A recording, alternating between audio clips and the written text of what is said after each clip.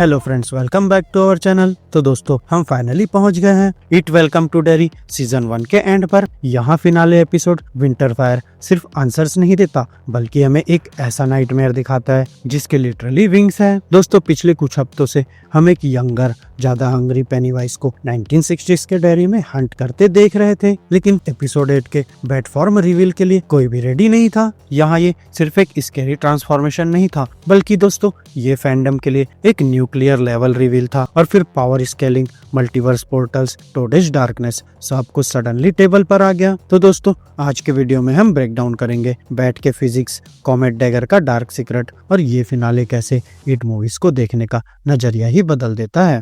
Bat का manifestation. दोस्तों, winter fire के क्लाइमेक्स में पेनीवाइज लिटरली कॉर्नर्ड हो जाता है। बच्चे उसे बैरन्स के डेप्थ्स तक ट्रैक कर लेते हैं और उनके पास होता है रीबिल्ट कॉमेट डैगर। और फिर जैसे ही ट्रैप एक्टिवेट होने वाला होता है, पेनीवाइज क्लोन का मास्क पूरी तरह ड्रॉप कर देता है। No jokes, no smiles. और फिर हम देखते हैं एक massive leathery bat like monstrosity. यहाँ इसका विंग स्पैन इतना बड़ा है कि सीवर टनल्स की फिजिकल रियलिटी ही ब्रेक होती हुई लगती है। और ये कोई जंप स्केयर नहीं था, ये एक टैक्टिकल शिफ्ट था। जहाँ मूवीज का पेनीवाइज यूजुअली माइंड गेम्स खेलता था, पैरालिसिस पे डिपेंड करता था, लेकिन ये बैट फॉर्म ये प्योरली प्रेडेटरी है। स्पीड, चेज और ब्रूट फोर्स ये पेनीवाइज का सबसे प्राइमल वर्जन है। और फिर यहीं से एक बड़ी थ्योरी जन्म लेती है, बफेट प्रीक्वल थ्योरी। अब दोस्तों, फैंस के बीच एक स्ट्रॉन्ग कंसेंसस बन रहा है कि वेलकम टू डेरी का पेनीवाइज लेटर मूवीज के पेनीवाइज से ज्यादा पावरफुल है, या सिंपल शब्दों में बफेट। जहां मूवीज में पेनीवाइज काफी ओवर कॉन्फिडेंट और लेजी लगता है, लेकिन 60s में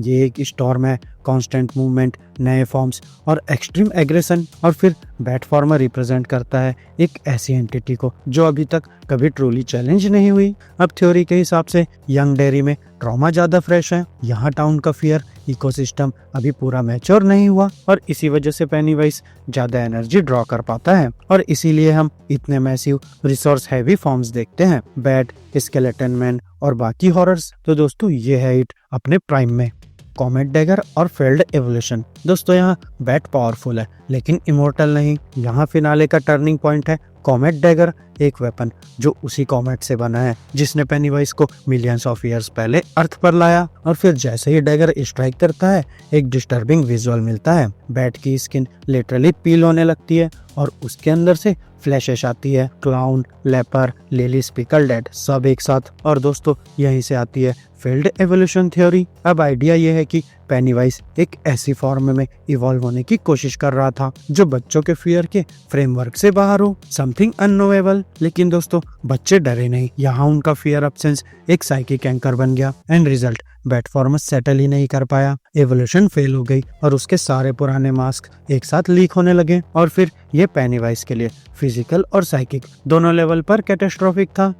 द मिस्ट और टोडेज डार्कनेस। दोस्तों, यहाँ फिनाले में एक और चीज नोटिस करनी जरूरी है, वो थिक अननेचुरल फॉग जो डेरी में घुस आता है। और फिर किंग फैंस के लिए ये एक ही चीज स्क्रीम करता है, द मिस्ट। यहाँ थ्योरी के मुताबिक बैट फॉर्म एक्चुअली पेनीवाइज का इन्वेंशन नहीं है, जहाँ डेडलाइट्स के थ्रू वो थीनीस को वीकन करता है, डायमेंशंस के बीच के वीक स्पॉट्स। और फिर वो टोडेज डार्कनेस से एक क्रिएचर पुल करता है। यहाँ हो सकता है बैट एक टोडेज एंटिटी हो, बिल्कुल वैसे ही जैसे द मिस्ट के मॉन्स्टर्स। और फिर इस थ्योरी में पेनीवाइज सिर्फ सेफ शिफ्टर नहीं, वो एक कॉस्मिक गेटकीपर है, जहां वो दूसरी रियलिटीज के हॉरर्स को वेपनाइज करता है जब उसके नॉर्मल ट्रिक्स काम नहीं करते।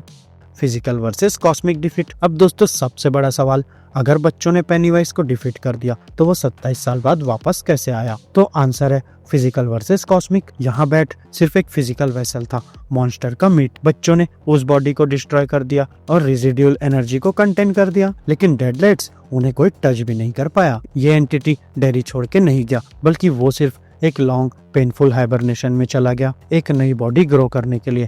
और इसीलिए लेटर मूवीज में पेनीवाइज ज्यादा कॉशियस लगता है, क्योंकि वो कॉमेट डैगर याद रखता है, वो विंटर फायर याद रखता है।